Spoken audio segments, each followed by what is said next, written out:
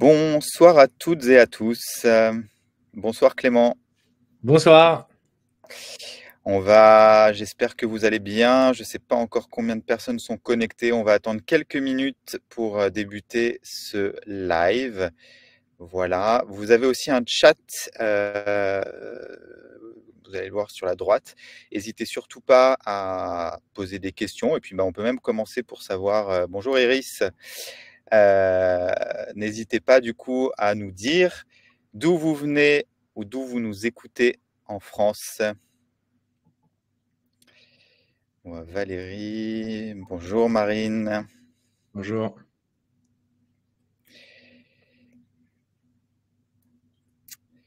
Valérie qui nous vient du 92.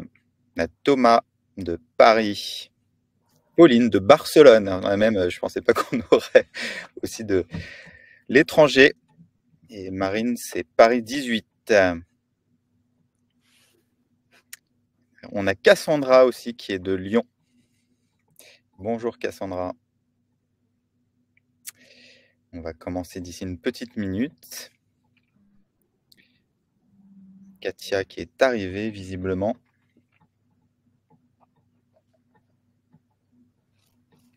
Et toi, tu nous viens d'où, Clément, du coup? On fera les présentations détaillées un peu plus tard, mais tu nous viens d'où? Moi, je suis proche de Bordeaux. Je suis à Lacanau, exactement.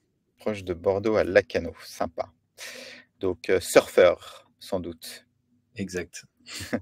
Pour les bons clichés. Et Katia qui vient du département 59. Mathieu nous a rejoint. Bonsoir Mathieu également. Et on va. Ok, d'accord. Oui. Coach de Clément. Eh bien, là, tu es encadré, cerné. Parfait. On va commencer si ça vous va. Merci à tous et à toutes d'être là dans ce live en coulisses pour découvrir le métier de responsable grand compte et fidélisation. Tout un programme avec Clément. Comme je le disais, rebonsoir Clément. Merci beaucoup d'être là et de donner 30 minutes de ton temps. Avec plaisir. Merci de me recevoir et de m'écouter. Parfait. Je me présente, je suis Nicolas. Moi, je travaille chez Chance et du coup, je suis hyper heureux de te recevoir pour découvrir un petit peu ton parcours et ce que tu fais et d'informer justement toutes les personnes qui vont nous écouter et nous voir ce soir. Donc, ce live, il est bien interactif. N'hésitez pas à poser des questions dans le chat. Voilà, on va essayer de le rendre le plus dynamique possible. Ça va durer 30 minutes, petite 30 minutes, donc ça va être très rapide. Pour celles et ceux qui ne connaîtraient pas Chance, je vais quand même refaire une petite introduction.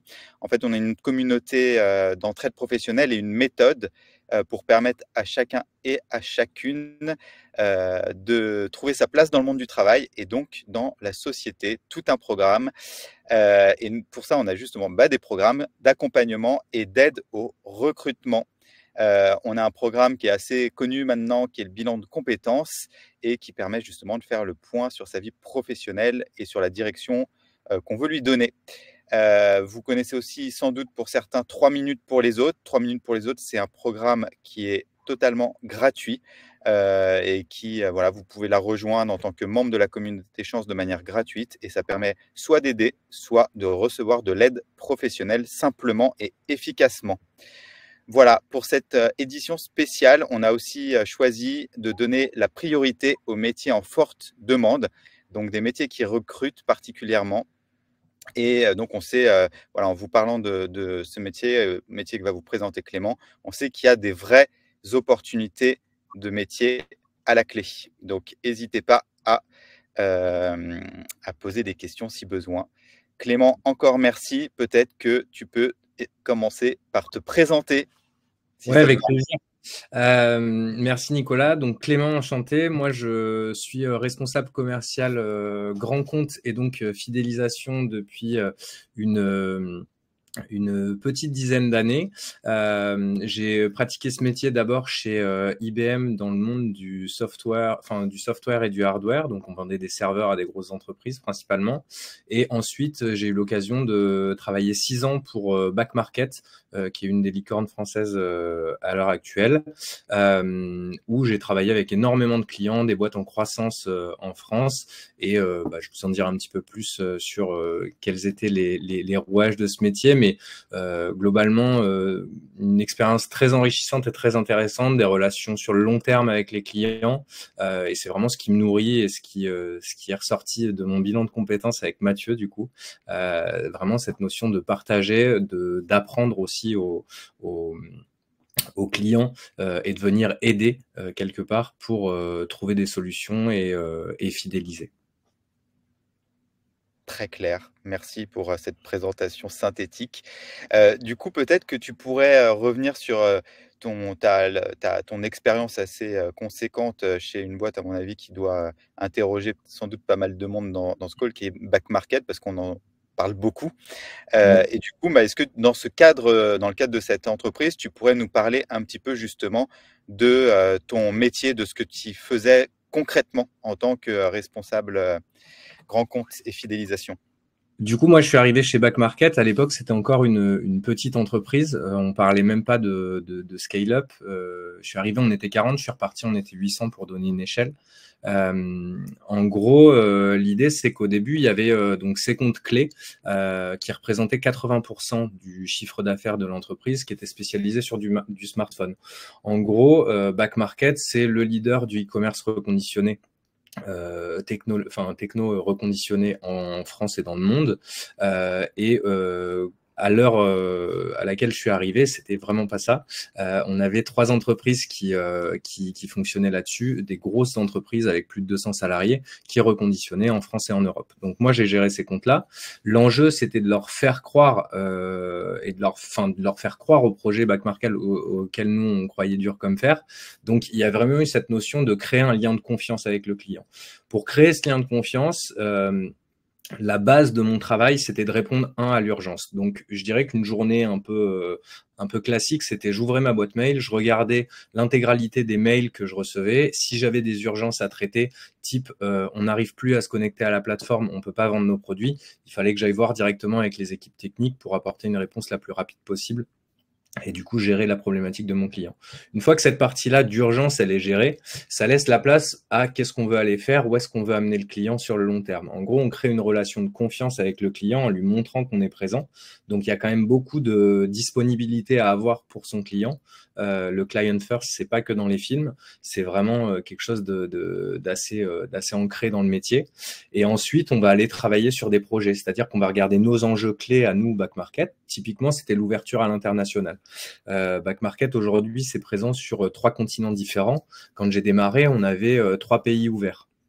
Donc, on était sur des échelles beaucoup plus petites et il a fallu aller chercher cette croissance. Donc, on a travaillé aussi sur des réponses à bien comprendre. Un des enjeux de mon métier, c'était aussi de bien comprendre les problématiques de mes clients pour leur proposer des solutions, soit que j'allais chercher en externe, c'est-à-dire de la sous-traitance, des solutions de test pour réparer les smartphones ou des choses comme ça, ou aussi des solutions pour aller vendre à l'international. Donc ça, c'était toute la partie projet sur laquelle on travaillait un peu plus dans le temps. Et ensuite, il y avait une dernière partie qui était vraiment la partie priorité à Back Market. En gros, c'est le capital sympathie, c'est beaucoup d'empathie. Je me souviens d'un client qui m'avait dit j'étais plus souvent au téléphone pendant les fêtes de Noël que ma femme parce qu'on passait énormément de temps ensemble en ligne pour essayer de trouver les meilleurs produits à vendre au meilleur moment et apporter le succès que connu Back Market aujourd'hui. Alors du coup, je prends il y a déjà 3 questions, mais j'en prends déjà une première qui est liée à ta dernière réflexion, qui est celle de, donc une question de Marine qui dit: «J'ai l'impression que tu as dû embarquer tes clients dans le projet long terme de Back Market. As-tu des conseils pour faire cela?» Donc on sait déjà qu'il faut parler beaucoup au téléphone, plus qu'avec sa femme pendant les fêtes de Noël.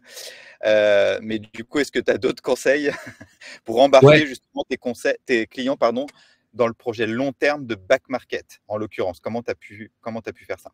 Moi, ce qui a vraiment fait mon succès, ça a été la transparence là-dessus. Ce qui a vraiment fait que ça a marché, c'est que j'ai été hyper transparent avec mes clients. En fait, la vision la chance aussi que j'avais, c'est que À l'époque, du coup, Back Market était une petite boîte, donc j'avais une proximité, un lien direct avec le PDG.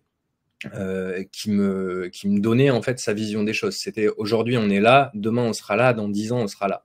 Et en fait ce message-là, je le martelais vraiment à mes clients en leur disant en fait Back Market ça va devenir un acteur incontournable de la tech. L'idée c'est qu'on veut aller concurrencer Apple, on veut aller concurrencer Samsung, on veut vraiment devenir un leader mondial de la tech. Et en martelant ce discours-là et en même temps bon bah on avait il y a quand même un truc qui s'appelle les chiffres qui est important. Quand on montrait la croissance qu'on faisait à nos clients, c'était à la fois leur délayer le discours et en même temps leur dire regardez comment on y va, regardez ce que je vous avais dit, qu'est-ce qu'on avait dit il y a 3 mois, regardez où on est aujourd'hui. Et en fait, c'était toujours un petit rappel aussi de la progression. Il y a une grosse composante dans ce métier, c'est l'analyse des chiffres. Il faut être très analytique. Il y a des entreprises où il y a des équipes de BI qui vont vous aider et vous accompagner à le faire. Il y a des équipes il y a des entreprises. Moi, quand j'ai commencé chez Back Market, on bricolait nos chiffres sur des tableurs Excel avec les données qu'on récupérait.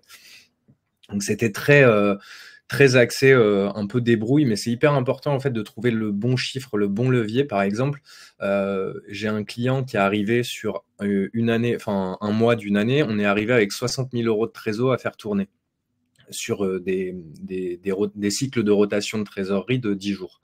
On a fini au bout d'un an à 1 200 000 € de rotation de trésor sur une période de 10 jours. Il réinvestissait systématiquement l'intégralité de ce qu'il faisait directement dans du rachat de marchandises.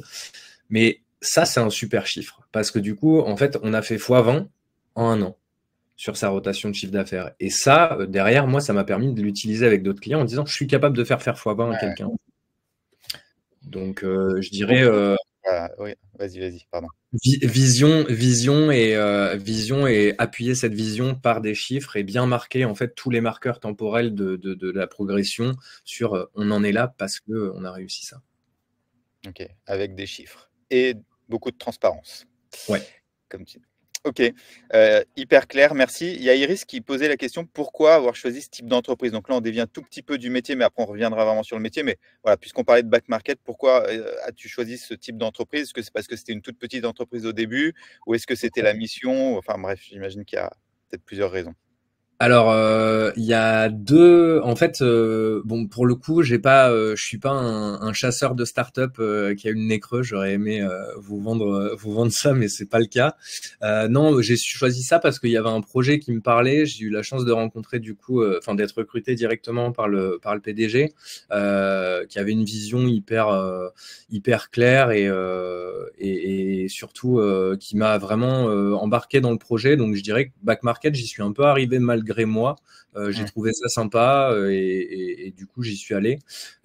Aujourd'hui, je sais que c'est un environnement que j'aime beaucoup. Tout ce qui est e-commerce et tech, c'est des choses que j'ai découvert sur le tas parce qu'en fait, on travaille avec plein d'équipes différentes. Ouais. J'aime beaucoup travailler avec les équipes tech, avec les équipes marketing, avec les équipes projet. En fait, il y a une diversité de profils avec lesquels on peut échanger et travailler. Et vu qu'on est la voix du client, en fait, on va travailler avec tout le monde parce que on va peut-être avoir des sujets de compta, mais on va aussi avoir des sujets vraiment techniques sur comment fonctionne la plateforme et en même temps, on va avoir des sujets avec le marketing sur comment on met en avant les produits de mon client plus que celui du client du copain. Bien sûr. Alors, ouais, pardon, vas-y, je te laisse finir. Non, c'était un peu ça. Ok. Alors, je vais prendre deux questions de Chat-L, donc Chat, bon, c'est l'abréviation, qui se rejoignent. Selon toi, aujourd'hui, quelles sont les compétences essentielles à avoir sur ce type de métier?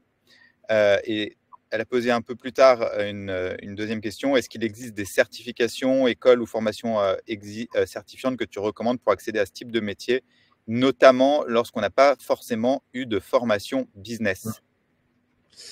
Alors, en termes de formation, on va dire que la voie royale, entre guillemets, celle où on voit la plupart des account managers aujourd'hui, c'est la sortie d'école de commerce. C'est un master d'école de commerce. Ça, c'est vraiment, je dirais, 90% des gens sont diplômés d'école de co. Il y a aussi beaucoup de gens qui sont diplômés de formation à la fac en business. Après, il y a là, on est sur un poste qui est plus sur un niveau master. On va pas être sur du BTS MUC ou des choses comme ça. Par contre, on va être sur Je dirais, enfin, pour moi, il n'y a pas de formation courte, en tout cas, à ce métier. Après, il y a les acquis de l'expérience. C'est-à-dire que on peut avoir des gens qui vont faire de la gestion de relations clients grand compte en venant par exemple du service client. Chez Back Market, nous, on avait fait switcher toute une partie de l'équipe qui gérait le service client, donc B2B, sur la partie vendeur, parce qu'en fait, ils avaient une expérience au niveau qualité et toutes ces choses-là, et on a fait évoluer une partie des équipes à ce niveau-là, et c'était une voie accessible. Donc, je dirais que c'est plus de la mobilité interne qui va se faire, peut-être pas viser forcément du grand compte au début, viser de la gestion de compte, déjà, ce sera très bien, parce que la gestion de grand compte, ça veut aussi tout et rien dire, hein. On peut parler, il y a des boîtes, par exemple, qui vont avoir des clients CAC 40 qui vont être grands comptes, et on va avoir la petite TPE du coin qui va avoir l'Intermarché du coin comme grand compte, et c'est deux acteurs complètement différents. Donc, je dirais qu'il faut adapter un petit peu ça. Par contre, il ne faut pas s'attendre sans formation à aller parler à un C-level de chez Total demain. C'est pas quelque chose qui va arriver. Et sur les compétences, par contre, parce que je pense que c'est vraiment ce qu'il y a d'intéressant dans ces métiers-là, c'est donc, je disais par rapport à Excel et toutes ces choses-là, l'analyse de données. En gros, c'est trouver les bons chiffres pour les faire parler le mieux possible. Ça, c'est important. Ça vous donne du crédit auprès d'un client. Il y a énormément d'empathie à avoir. Ça, c'est plus de la soft skill, on dirait, enfin, je dirais, c'est des choses on a un peu plus en soi, parce que en gros, c'est l'empathie, c'est ce qui va vous permettre de vous mettre dans les pompes du client, de comprendre exactement son besoin, et quand on est hyper précis sur ce qu'on comprend de ce qu'il attend, bah en fait, on apporte une réponse qui est pertinente. Et quand on apporte une réponse pertinente, on le fidélise et il est là sur le long terme. Et derrière, quand on amène un client à se dire ah ouais, cool, il a compris ce que je voulais. Ben, en fait, là, c'est gagné et Ouais. même si vos concurrents, ils arrivent avec nous, on avait des concurrents chez Back Market qui arrivaient avec des prix moins chers, qui arrivaient avec tout un tas de choses, et on leur disait, ouais, mais ce qu'on a là, ce qu'on apporte, nous, ils sont pas capables de le faire au tarif où ils le font. Et les gens restaient. Intéressant.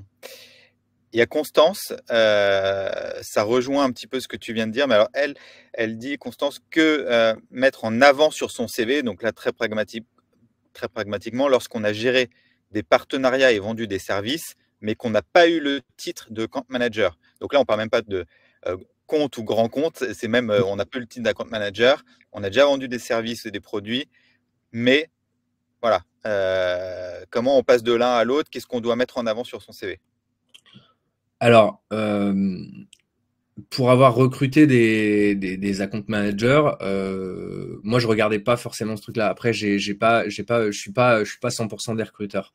Je dirais, Constance, si tu as fait quelque chose qui ressemble à de l'account management, mais account management, si tu vises un poste d'account management. L'idée, c'est que quand on a vendu des services, l'account management, c'est effectivement les vendre, mais c'est surtout les vendre sur le long terme, c'est-à-dire c'est les vendre et assurer le service client aussi. C'est cette partie vraiment qui va faire de toi un account manager, et c'est là où c'est un petit peu casse-binette si jamais tu mets account manager sans avoir géré cette partie après-vente. En gros, la gestion de compte, c'est vraiment je vends quelque chose à quelqu'un avec qui j'ai des relations constantes. Par exemple, moi, c'est pour ça que ce métier me plaît beaucoup. Je suis pas très business développement. J'aime pas vendre pour vendre. Et puis derrière lâcher les clients. Ce que j'aime, c'est vraiment vendre pour m'assurer d'une satisfaction auprès de mon client. C'est-à-dire, je lui vends le produit, et c'est là où ça revient sur la question d'Iris un petit peu sur pourquoi ce type de boîte. Parce qu'en fait, le produit que je vends, il est complexe. Et en fait, la complexité fait que c'est intéressant parce qu'il y a toujours des problématiques nouvelles qui viennent se poser sur le produit.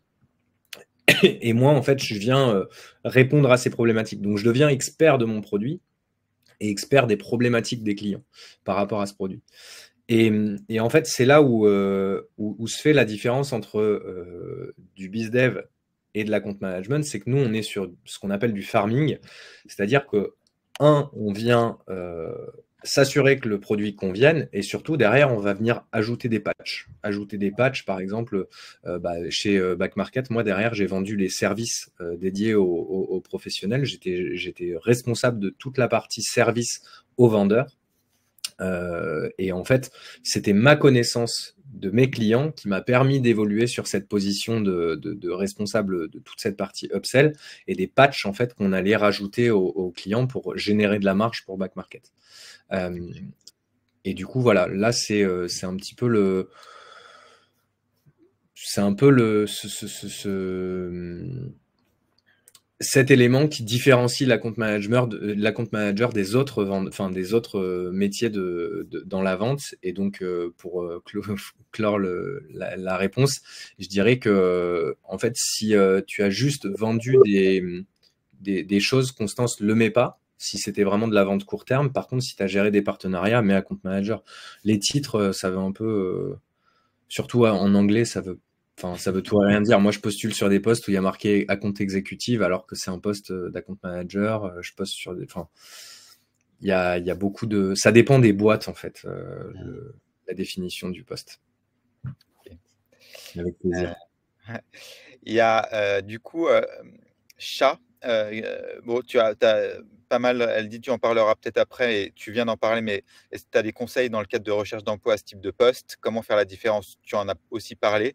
Sur quelle plateforme tu recommandes de postuler? Alors, moi actuellement, je suis en recherche d'emploi, donc je suis dans le même cas que toi, Chat. Et du coup, je bosse beaucoup sur LinkedIn. J'utilise énormément LinkedIn, Welcome to the Jungle, parce que ça, c'est mon côté un peu plus issu de la startup. Si tu veux trouver des startups, Welcome to the Jungle, c'est très bien. Indeed, j'y vais pas trop. Et après, il y a aussi le site, le site de l'APEC, qui est vraiment pas mal pour trouver des jobs dans ta région. C'est ma conseillère à l'APEC qui m'avait du coup conseillé ça. Et LinkedIn, en fait, parce que moi, je cherche un job à distance et du coup, c'est beaucoup plus simple via LinkedIn. Je travaille pour... à l'international, si tu veux bosser pour des boîtes internationales qui s'implantent en France, c'est vraiment pas mal LinkedIn. Et je te conseille de prendre Premium. C'est gratuit 2 mois et c'est vraiment pas mal. Merci pour le petit conseil. Comment ça se passe alors, comment ça se passe une journée? Tu en as un peu parlé tout à l'heure, mais peut-être que tu voudras développer. Et surtout, au niveau vie pro, vie perso, on a souvent ce type de questions. Voilà, est-ce que tu peux nous en parler? On imagine que ça peut dépendre des entreprises, mais en tout cas, voilà, nous partager toi ton expérience, comment ça se passe? Je vais essayer d'avoir une approche un peu généraliste sur. Je pense que, revenir rapidement sur ce que j'ai un peu dit au début, c'est gérer l'urgence. En gros, c'est j'ouvre ma boîte mail le matin et potentiellement je vais passer une journée où je vais pouvoir bosser à fond sur mes projets parce que j'ai pas vraiment d'urgence, ou alors il y a un gros truc qui a pété dans la nuit et en gros on va se faire allumer toute la journée avec les équipes tech pour essayer de trouver une solution et éteindre le feu, quoi, globalement. Ça, c'est du coup la journée en fonction des mails du matin peut varier complètement. Mais gestion de l'urgence. Je réponds aux clients, ça peut aller du petit mon mot de passe marche plus à votre site est down et on n'a pas de son, pas d'image. Ensuite, ça implique d'être quand même assez organisé. Le métier d'account manager, moi j'utilise beaucoup d'outils, notamment Asana, qui me permet de créer en fait des cartes et des tâches en fonction des clients que je vais avoir et des projets qu'on a ensemble. C'est-à-dire que toutes les semaines, on va se voir avec mon client et définir les sujets sur lesquels on souhaite travailler. Et en gros, sur ces sujets-là, on va décider de ce qui est court terme, long terme, moyen terme en fonction des roadmaps, parce que moi je viens d'une boîte tech, donc la roadmap c'est en gros la feuille de route des équipes tech sur quel projet ils vont bosser au cours de l'année et qu'est-ce qu'on va délivrer et quand. Donc ça, je fais ma revue et j'adapte mon emploi du temps et celui de mon client en fonction de ça. Et ça, c'est les projets sur lesquels je vais bosser. Donc ça, je vais définir aussi des rendez-vous avec mes clients réguliers sur lesquels on échange. Et puis, il y aura un point, tiens, on doit livrer ça, donc on va caler un point sur telle ou telle journée. Ça, c'est les rendez-vous que j'ai calés qui sont déjà posés après la gestion de l'urgence. Ensuite, il va y avoir des projets aussi sur lesquels je vais travailler et apporter avec les équipes internes une vision business. Je vous donne un exemple. Back Market, on avait un back-office. Donc, il y a le site que vous voyez en tant que client. Le back-office, c'est celui que le vendeur va voir pour référencer ses produits et les vendre. Moi, ça, c'était mon gros outil de travail. On l'a complètement refondu avec les équipes techniques. Et en gros, moi, j'arrivais comme représentant du client sur est-ce que ça, vous trouvez que c'est bien ou c'est trop long ou c'est trop... Donc voilà, il y avait aussi des réunions internes pour avancer sur ces projets-là qui concernaient les clients. Et du coup, donc, je dirais que les 3 grands volets d'une journée, c'est urgence, run client classique et gestion des roadmaps et projets. Et ça va être vraiment le gros d'une journée d'account manager. Après, ce qu'il faut savoir, c'est qu'elle va évoluer, peu importe la boîte dans laquelle vous serez. Il y a forcément des saisonnalités ou des choses un peu plus rapides. Et du coup, ça va évoluer. Par exemple, j'ai très peu de gestion de projet en décembre chez Back Market, mais j'ai énormément de gestion d'urgence et de rendez-vous client run. D'accord, donc ça répond un peu à la question de chat sur les temps forts pendant l'année. Et je pense qu'il y a une question de Thomas qui dit pourquoi pas dans le CRM. Je pense que cette question est venue au moment où tu évoquais Jira, je pense, hein, si j'ai bien suivi le timing. Oui, non, Asana, pardon, Asana. Ouais. ouais. Pourquoi pas dans le CRM? Alors ça dépend. Nous, en fait, pourquoi pas dans le CRM? Parce qu'on avait Salesforce et que je trouve que Salesforce c'est vraiment pas terrible. Et du coup, j'aimais vraiment pas prendre des notes et noter des choses dans Salesforce. Par contre, j'ai bossé récemment avec HubSpot. Et effectivement, je me mettais beaucoup de tâches comme ça. Après, je trouve ça pratique dans le CRM pour tout ce qui va être tâches. Je trouve ça beaucoup moins pratique pour tout ce qui va être gestion de projet. Et en fait, vu que mon point là-dessus, c'est de la gestion de projet avec le client, je préfère utiliser un outil de chefferie de projet. Ok. Bon, voilà, on a des adeptes de HubSpot aussi dans la salle. Il y a Valérie qui nous dit, est-ce que dans fidélisation, il nous reste 3 minutes, je surveille le temps, tu inclus aussi expérience client? Oui, complètement. Alors, c'est bien différent de l'expérience client. C'est bien différent du B2B, hein. On est vraiment sur du B2C en account management. En gros, dans l'expérience client, effectivement, je dirais que je suis un peu le métier d'account manager, c'est un peu de responsable grand compte et du coup fidélisation, c'est un peu celui qui va gérer aussi l'après-vente sur cette partie B2B. C'est-à-dire qu'on reste un point de contact que peut avoir le client, même s'il va y avoir une gestion de support, de problématiques de crise ou de choses comme ça, ou de questions très très techniques où mon client va s'adresser directement au support. Moi, je vais quand même suivre les dossiers qu'il a en cours et vérifier que ça avance bien. Et 2, si jamais, déjà, faut réussir à faire switcher le client sur le support. Moi, j'avais des clients qui avaient l'habitude de passer par moi pour toutes ces questions de support. Et quand on a eu un support externalisé, je peux vous dire qu'il y en a qui n'étaient pas d'accord pour passer par le support. Donc, c'est aussi cette gestion-là. Et je dirais que ouais, l'expérience client, elle est primordiale parce que, pour la fidélisation, et c'est ce que je disais un petit peu au début, c'est que la gestion de ces urgences-là et la résolution de problèmes, quand on fait bien le pompier, on a un client qui est fidèle. Et du coup, c'est indispensable pour être un bon account manager, à mon sens, et ça n'engage que moi, d'être un bon pompier et surtout de montrer à son client qu'on en a quelque chose à faire quand il a un problème. Okay. Et ça, c'est génial. Super. Il nous reste 1 minute. On va peut-être déborder d'1 minute parce que j'ai une petite question quand même à te poser avant que ce soit toi qui puisses conclure. L'IA dans tout ça, tu penses que ça va avoir quel type d'impact dans ton métier? Alors, du coup, ma dernière boîte, c'était une boîte dans l'IA. Donc, je suis un peu renseigné sur le sujet.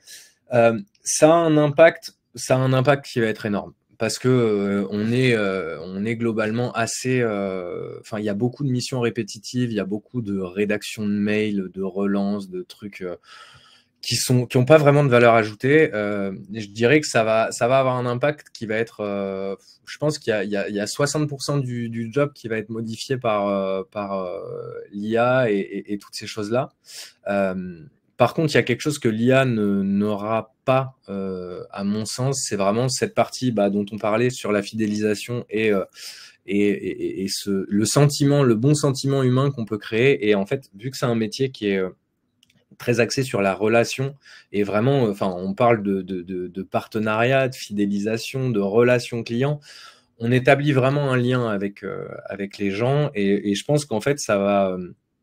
L'IA, quelque part, j'espère qu'elle va nous libérer des tâches un peu Ouais. redondantes et simples pour nous permettre de nous concentrer sur ce qui compte vraiment, c'est être présent pour le client, lui apporter une pleine satisfaction et surtout se concentrer sur les sujets qui lui l'intéressent et essayer de pousser un peu plus de matière grise que de logiciel dans son quotidien. Super. Un petit mot de la fin, peut-être, Clément, que tu aimerais justement dire aux participants Ouais. sur ton métier pour envoyer du love sur ton métier ou dire à quel point ton métier est génial. Je trouve que, enfin, du coup, si vous êtes là, c'est que vous êtes sûrement intéressé par ce métier-là. C'est un super job sur plein d'aspects. C'est un métier qui est extrêmement intéressant, qui est extrêmement varié. Je vous conseille vraiment de partir dans des boîtes qui sont des boîtes où il y a quand même une complexité autour du produit. Si vous aimez vous casser un peu la tête, c'est génial parce que, en gros, c'est expliquer aux clients quelque chose qui est très technique. Enfin, moi, c'est quelque chose que j'adore faire, vulgariser. Et vraiment, ouais, vous êtes chanceux d'avoir, en tout cas, si c'est ressorti de vos bilans de compétences, chance, c'est quelque chose qui est pas mal parce que c'est un beau métier et c'est plaisant et surtout, en fait, c'est hyper divers. Le métier d'account manager, on peut le faire dans tout un tas de domaines. Et aujourd'hui, par exemple, moi, je postule pas dans la fintech, je postule pas dans l'énergie, je postule pas dans tout un tas de domaines parce que j'ai pas ces compétences-là. Il y a tout un aspect de formation et de technicité qui est intéressant. Et je dirais que c'est un métier où, pour conclure, on s'ennuie pas parce qu'on a toujours des choses à apprendre, même si on a un peu on va dire le mode Mode, d'emploi vraiment réflexe. ouais, le réflexe, la complexité liée aux réalités du terrain et du métier sont là et c'est hyper intéressant. Clément, un grand merci de nous avoir et de vous avoir accordé ce temps. J'espère que ça vous a plu, que ça a pu éclairer certains. Voilà, il y a pas mal de merci qui sont en train de popper. Il y aura un replay qui sera aussi disponible, donc n'hésitez pas, on vous informera. Merci encore Clément, merci à tous Merci à d'avoir tous. suivi et à bientôt pour des nouveaux live métiers. Au revoir, merci. Au revoir, merci.